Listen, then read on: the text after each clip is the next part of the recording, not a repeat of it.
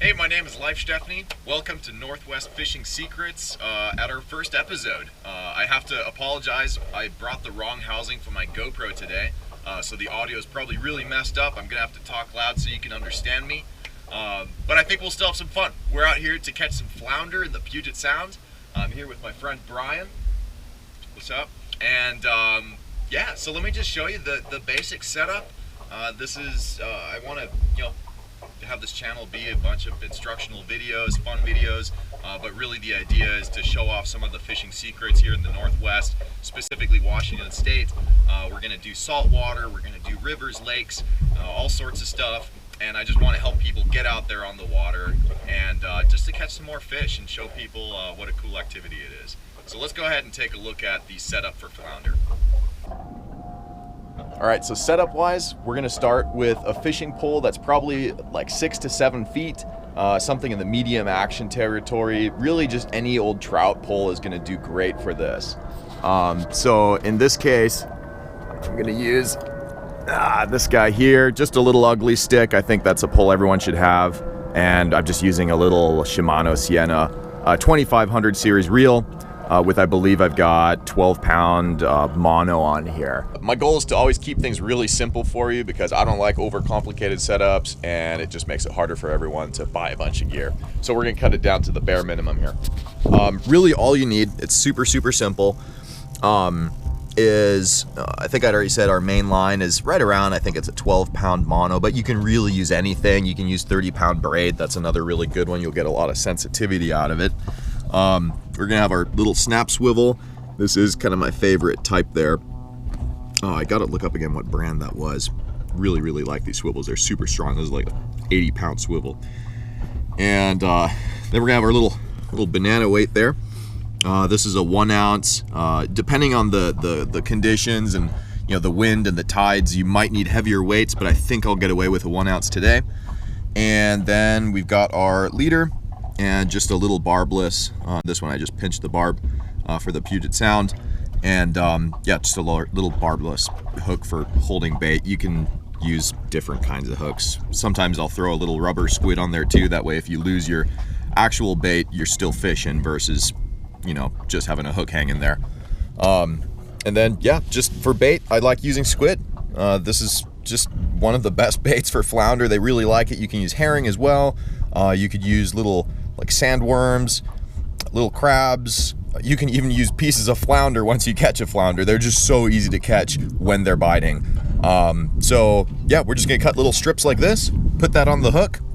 This is actually squid that we caught here last winter, or this here just a few months ago. I'll probably next winter make a video also for you guys to find out how to catch squid. It's really fun. You can actually catch them as close as downtown Seattle at the Ferris wheel. It's really crazy. So I'll be showing you guys that too. But let's do that. We'll just hook a little piece on there and then we'll continue when we start fishing. So let's start catching some fish. What do you think? I've caught lots of fish. All right, time for me to catch a fish. There you go. What you're looking for is just little bumps on the line, and when you feel that that's just a flounder, they'll come over and they'll nibble on the bait, and sometimes they'll just grab it, put it in their mouth, and just sit there. So whenever you feel those little bumps, let them chew on it a couple times. Don't set the hook right away, but after you've felt a couple bumps, 3 bumps in a row, then set the hook, and hopefully you've got one on. At that point, just reel them up really gently. No hasty reeling. I know some of us do that. So yeah, just watch and let's see if we can catch something.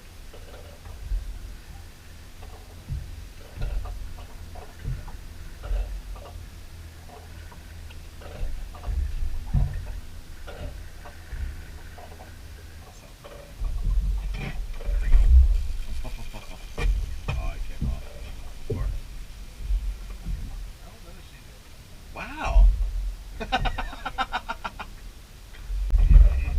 Oh, your pole almost just ate it.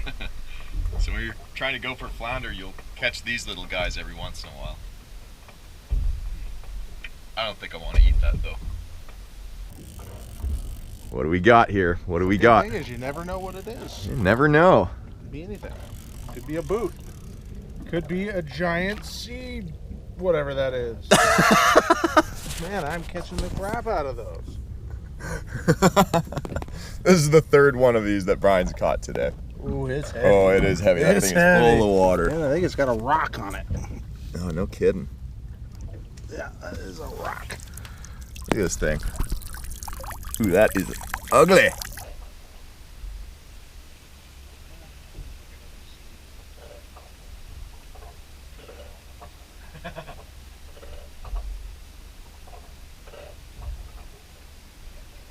Unbelievable. This is the fourth one of these weird sea creatures that we've caught. So one thing I haven't mentioned, and that's the type of bottom that we're looking for to catch flounder. Flounder, I mean, you'll catch them in a variety of structures and types of bottoms. Anything from, you know, fine, smaller, rocky areas, but the best is really, you know, a mild amount of pebble, maybe some seagrass, but a sandy bottom. That's the ideal place. Like I said, you can catch them in other areas, but if you really want success, look for those sandy, flat areas. You know, if there's a bit of a slope down there, that's fine too. Depth-wise, you know, you can catch flounder in as low as, I mean, I've caught them in under 10 feet deep, caught them in, you know, as deep as up to 100 feet, and they're lower than that, but you know, watch your laws. In some areas, you're not allowed to fish deeper than 100 feet. So right now we're in 52 feet. That's usually about my favorite. Just sticking right around that 50-foot mark, anywhere from 30 to maybe 70 feet. Oh, no, we thought we had another one. So it's still a little early in the season, so fishing slow right now for flounder. Later in the year it gets really, really hot, but we're going to show you that it's totally possible here, even in March, to catch flounder in the Puget Sound.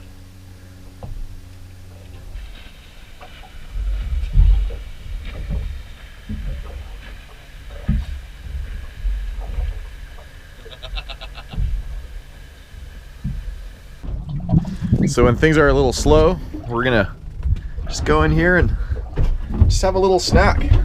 Just a little one. I made some salmon dip last night from some coho that I caught in September. So we've got a little cheese bagel, and we're just gonna dip it in there a little. Just get a little bit on there.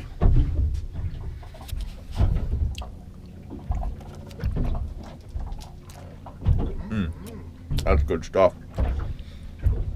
I'll show you how to make that sometime.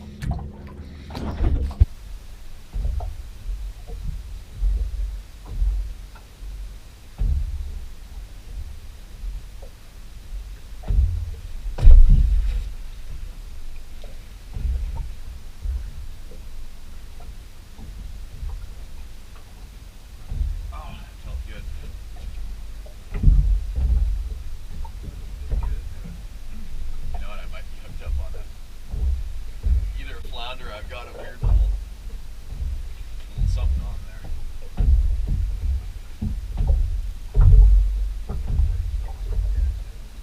Oh, you know what? We might be. Oh no, we got a flounder. Yeah, look at that. Interesting.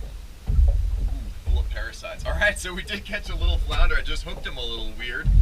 Looks like he was checking out the bait, about to bite, but didn't. Yeah, well. Yeah, here, I'll let you check it out. Let me get this pole out of the way. Let's see.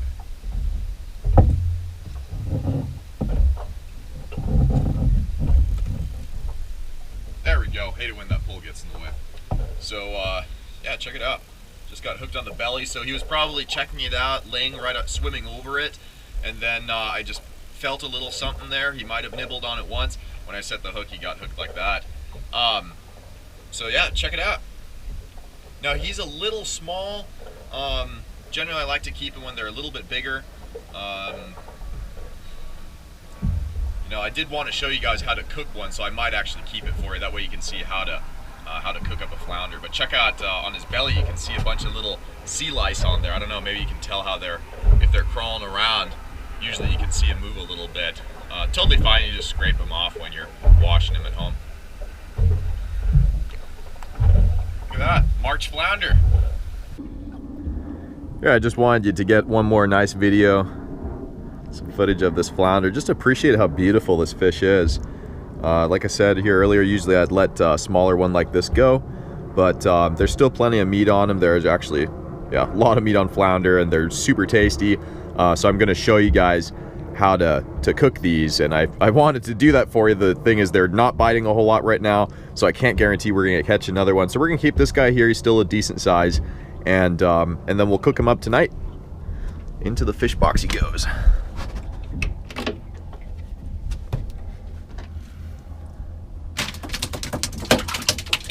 There we go. Ooh, Brian's got one. Started filming a little late. I was deleting videos for. A little bullhead. Oh, look at that. Hey, yeah, that's what I caught the other day. Let's check this out. It's a buffalo sculpin. Yeah, there we go. There's those little horns once you touch them. So you pull them out, and they don't have those little horns out yet. And then they spit up a bunch of stuff. But check out those horns. Check them out. Isn't he cute? I know. I think they're cool looking fish. Yeah.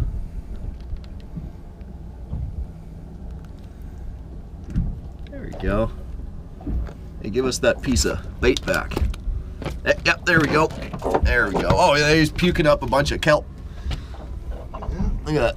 Last one did that too. But check out, every time you touch him, those little horns come up. Defense, try to swallow me. Yeah. Yeah, we ate the last one. It was actually not that bad. Overcooked him just a little bit. Look at that.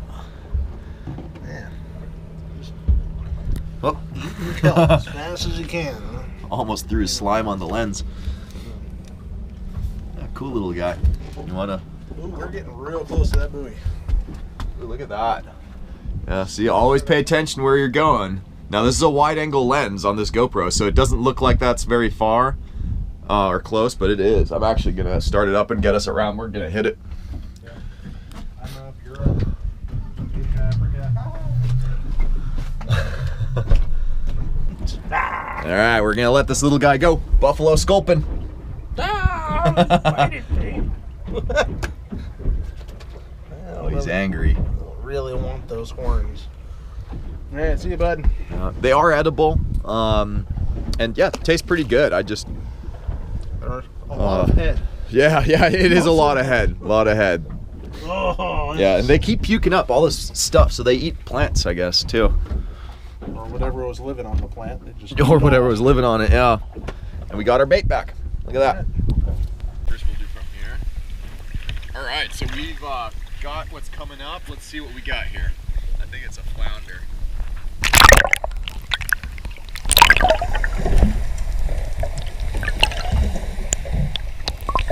cool ass water. Look at that. That's some Puget Sound flounder right here. So what we'll do, we might call it a day. That's just number 2 for me. Brian's caught a couple as well. He doesn't want to keep them, but I'm going to keep a couple for you guys just to show you how to cook them. So let's head back into port and cook these guys up this evening.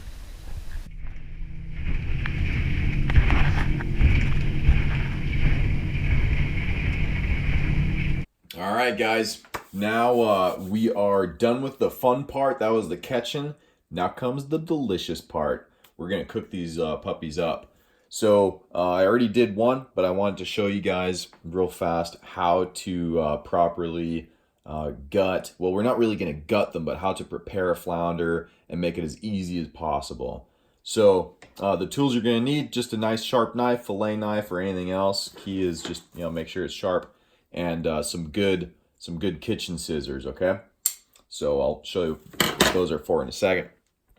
So number one, we want to make sure that we cut away the head and the gut sac of the flounder. So feel around. Most of the time your gut sac is going to be here. Some species of flounder have them on the other side.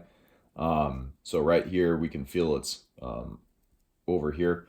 So we want to make a cut just around that gut sac and leave as much of the meat on as possible, because we don't want to waste any of that, of course. So yeah, with this flounder here, we're gonna make a cut just right behind the gill plate. You can feel where the meat is, diagonally up here to catch as much of that meat as possible. So that's your cut number 1, through the spine right there and out. Okay, so now we got this right here going on. Gonna flip them around. Now you're gonna feel right back where that spine is. You can feel it kind of pop in right there. So you still got some good meat on that other side of the spine. And then the gut sacs here. So we don't want to cut into the guts, okay? We want to cut around the guts so that we don't spill those all over our meat, because that can, especially if you pop the gallbladder, that can spoil the meat. So we're just gonna cut around it.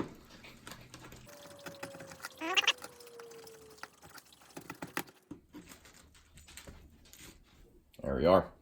So now we've got, see right there? Got all that meat left, just barely skimmed away with that gut sac. We got our kidney right there that we're gonna pull out, but all we got left here is head and guts, all nice and contained in one sack.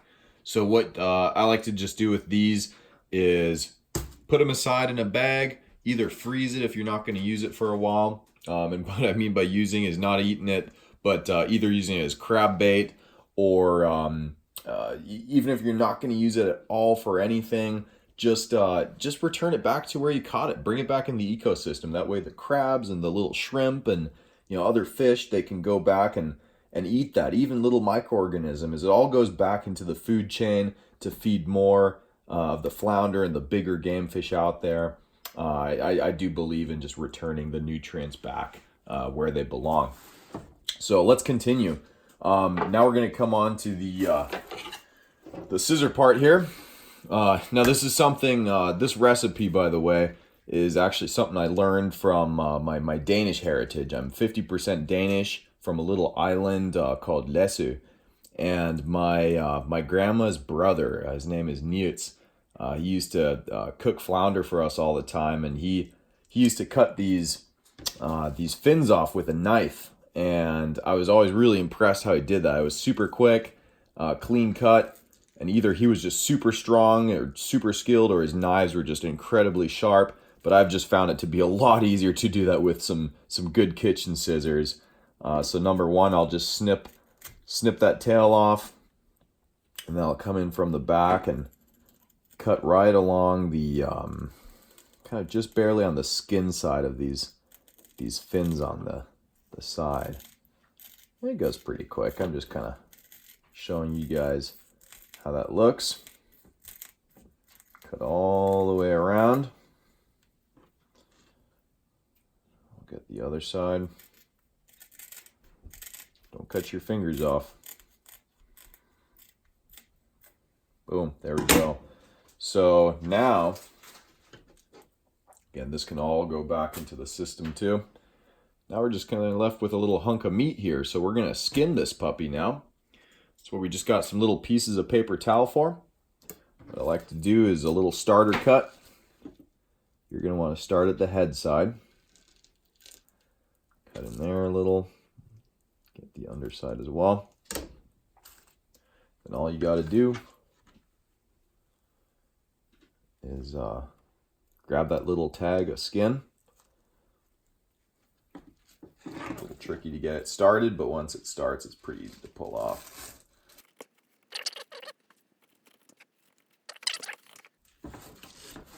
Yeah, depending on the species of flounder, by the way, that you catch, some you'll find out you'll prefer eating some over others. Get the knife out of the way, and there we go. And skinning this one, for example, this species I've noticed is harder to skin than some of the other ones.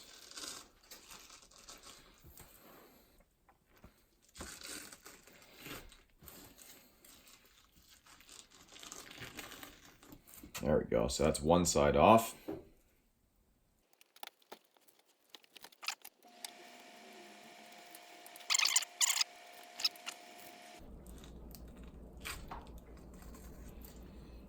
Pulled off a little bit of the meat. That's a shame.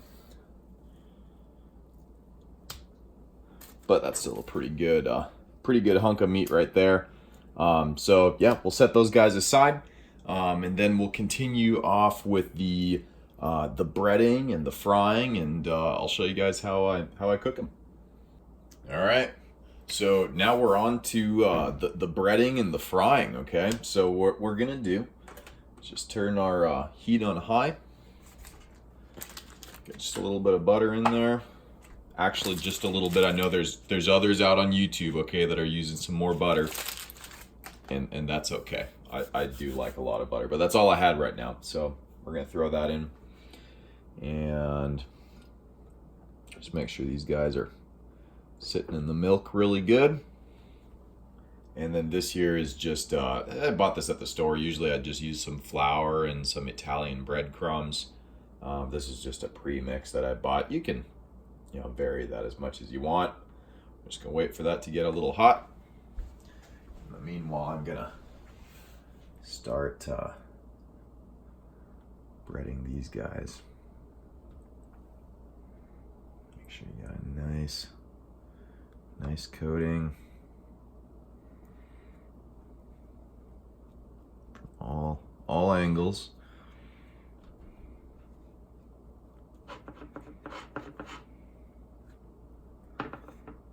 This is gonna be good.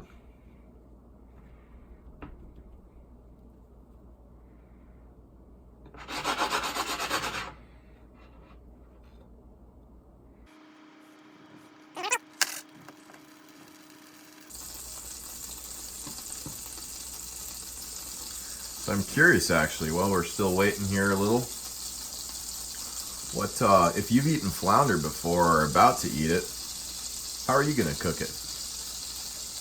Why don't you let me know in the comments below, because I catch flounder a lot, actually. Every time I'm in the Sound, it's just, salmon fishing slow. It's just a fun fish to go and catch a little bit. So I catch a lot of them, and while I love my family's recipe and I can eat it over and over and over again, I just love to experiment with some new stuff. So yeah, please do, just in the comments, let me know what you've cooked up. Maybe post a video of your own recipe. So here we go. We've got these guys. Just throw them right in there. Let's cook them up.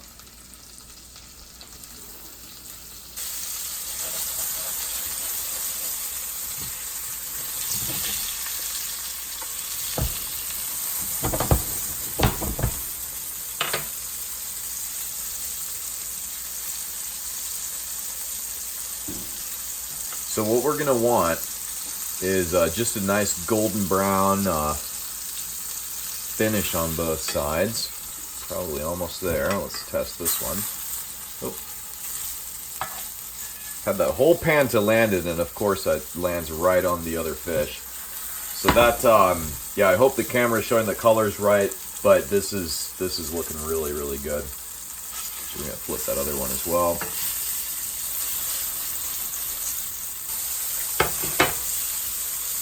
So this is where I was saying I'm from Denmark and love my Danish family recipe. This is the stuff that I've been using since being a kid in Denmark.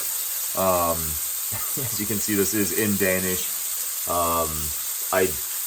Last August was over there and brought home like 2 of these and a couple mid-sized ones and a couple tubes because I love this stuff so much. It's really good with fish. Over there it's super cheap. It's only a couple bucks for one of these, but here in the US I checked and I don't even think you can get these big ones, but the mid-sized ones are $30 or something crazy like that. So yeah, every time I'm in Denmark from now on, I'm gonna bring these home just to taste my family history every time I eat these flounder. It's really good stuff.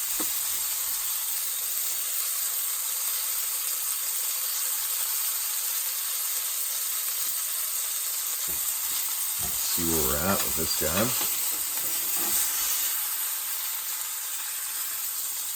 Yeah, I think we're there.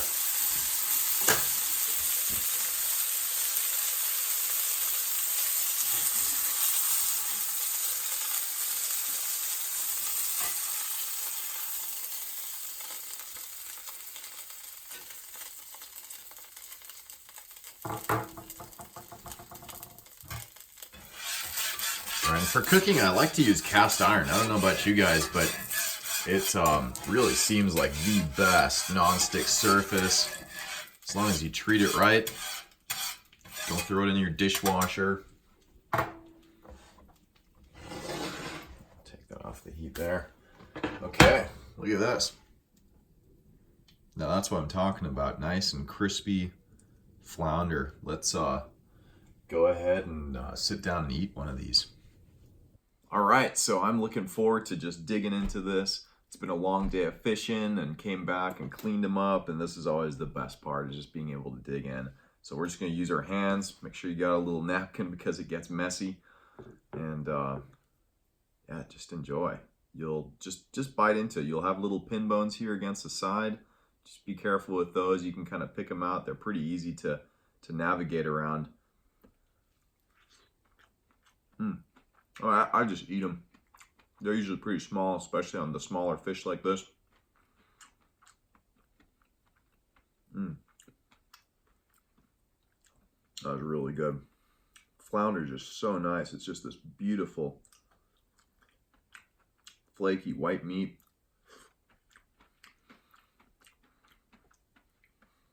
Just dip it into that sauce.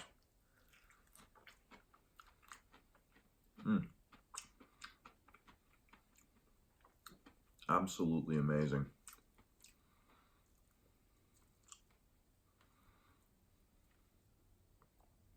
Here, look at this. Look, it just flakes right apart. That's what we're talking about. All right, I'm gonna enjoy eating the rest of this. You guys go ahead and catch yourself some flounder, cook them up. Like I said, let me know in the comments below what your secrets are with flounder. I mean, catching them is the easy part, but how do you cook them? You know, what's your recipe? Maybe you've got a secret trick to catching them too.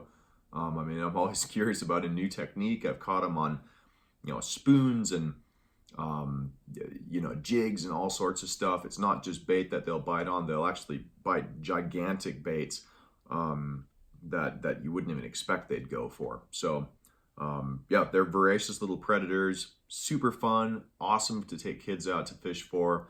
And it just makes for a great family meal afterwards. So we'll see you guys next time. Thanks for checking out my channel.